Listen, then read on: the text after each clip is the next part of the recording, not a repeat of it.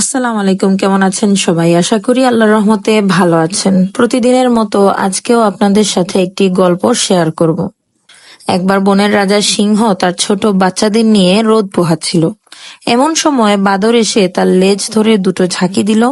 সিংহ যতটা না অবাক হলো তার চেয়ে বেশি বিরক্তই হলো।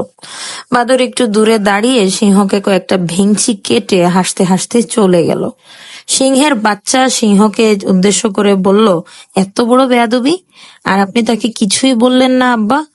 সিংহ বলল, বলার সময় এখনো ফুরিয়ে যায়নি বেটা, একটু সময় অপেক্ষা করো, সবকিছু দেখতে পাবে। কয়েকদিন পর বাদরের বিরুদ্ধে বিভিন্ন দিক থেকে বিভিন্ন অভিযোগ আসতে লাগলো। তারপর একদিন হঠাৎ করেই বাদর সিংহের সামনে পড়লো এবং এক থাবায় সিংহ তাকে শেষ করে দিল। সিংহের বাচ্চা অবাক হয়ে সিংহকে জিজ্ঞেস করলো, বাবা, সেদিন হয়তো অন্যায় করলো, আপনি কিছুই বললেন না তাকে, অথচ আজকে সে আপনার সাথে কিছুই করেনি কিন্তু তাকে মেরে ফেললেন। সিংহ জবাবে বলল, এটাই কৌশল বাবা।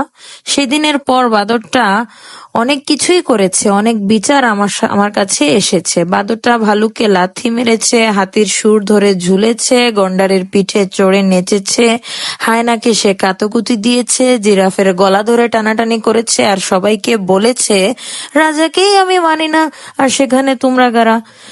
সেদিন ওকে মারলে সবাই আমাকে বলতো ক্ষমতা দেখাইছি, আমি স্বৈরাচারী এবং আমি খুনি।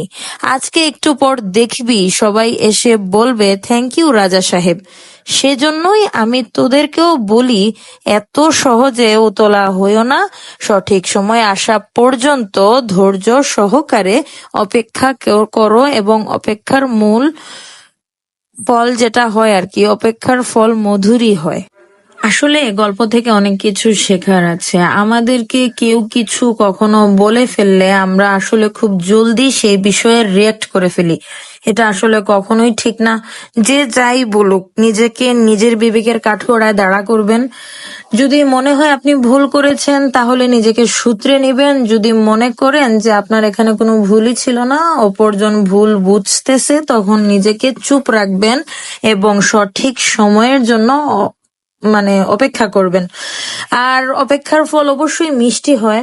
আপনি যদি ধৈর্য ধরেন, সবর করেন, তাহলে ইনশাল্লাহ আপনার যে সাথে যে অন্যায়টা হবে, এটা আজ হোক কাল হোক, এর রিপিট তো আপনি পাবেনই, আল্লাহ দিবে অবশ্যই।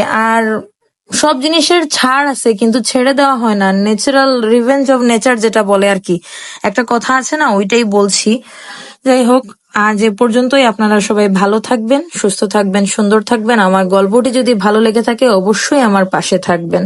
আল্লাহ হাফিজ, ভালো থাকবেন সবাই।